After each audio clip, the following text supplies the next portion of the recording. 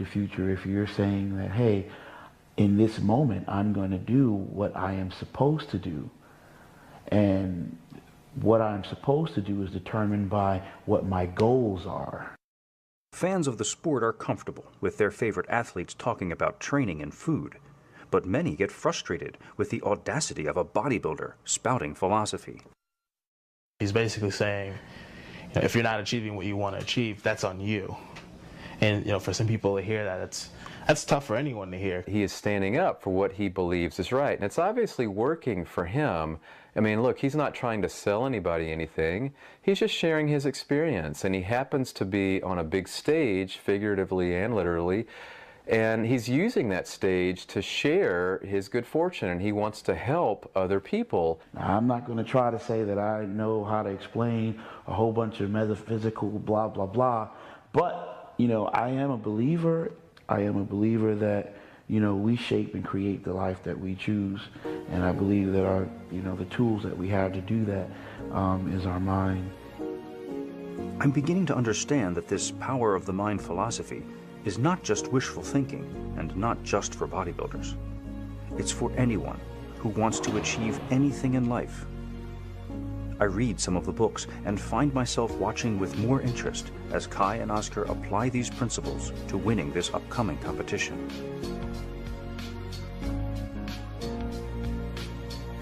It's 2 weeks before the Arnold Classic.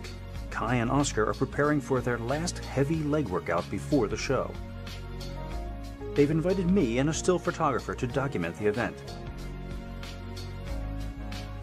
Obviously, Kai has adjusted well to the spotlight since the Olympia and welcomes us along for the ride.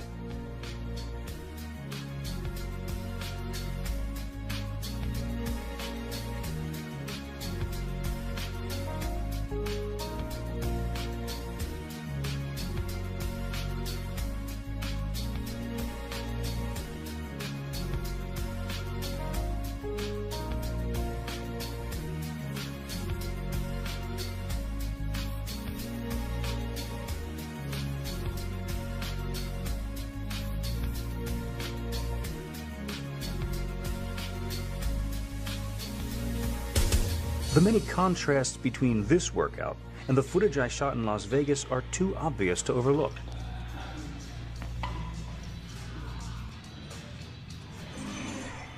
He seems completely oblivious to the presence of my video camera, and even the photographer's flashes don't seem to faze him. Kai is not struggling. He looks strong and focused. Clearly, whatever difficulties he was experiencing in Vegas are absent here at home. Going to Vegas for the Olympia, we were out of our element. It was one of the hardest preps for him and for me. And it was the first time ever in the years that I trained with Kai that it was during one training session, I think you were there, that he questioned.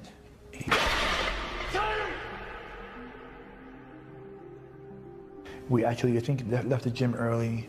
I gave him a cheat meal, got his breath, and we continued. But it was a hard prep, and it was, I'd say, unnecessarily hard at times because looking back, there wasn't a need to go out there. But if you asked me back then, we had reasons, both of us had reasons in our minds to go. And if you never take risks, you're never going to learn. And that's something that I know we'll never do again. In Brooklyn, it was in our home base. We started earlier, and it was just an overall good prep. Mentally, he was in a good place. He always prepares hard. He always gives it 100%, whether in Vegas under the heat or in cold Brooklyn in December and January. He always pushes it. Between each set, Oscar continues to reinforce the mindset necessary to enable Kai to push himself past the twin thresholds of muscular fatigue and physical pain. This is one place where those power of the mind principles that they speak of must certainly be coming into play. Positive visualization is one thing, but here is where the work is required to turn that vision into reality and Kai must bring every muscle fiber to bear on completing these reps. Everything starts from your thoughts, and everything starts from your belief. If you're able to change that in someone, you're able to change someone's life. That is the power that we have as a coach, as a teacher, to teach someone knowledge. People can gain that in books, but to teach the power of thinking, that they can change their lives and you can change the way they view life, I think that's a powerful thing.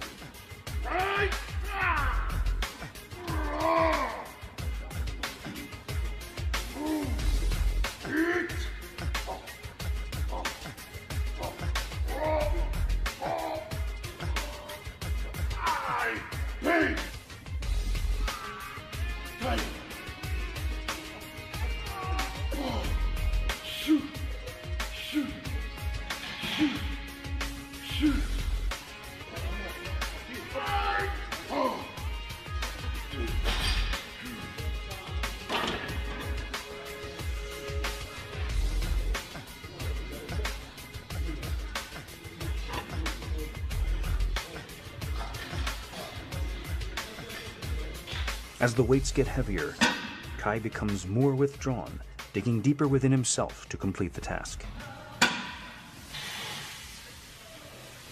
Confidence comes from doing. A person can read books, a person can listen. Once you make a decision about something and you put action behind it and conviction, you start to build confidence. No one can teach you wisdom. No one can teach you confidence. It's something that comes from within you. But it comes from doing, from moving, from action, from movement.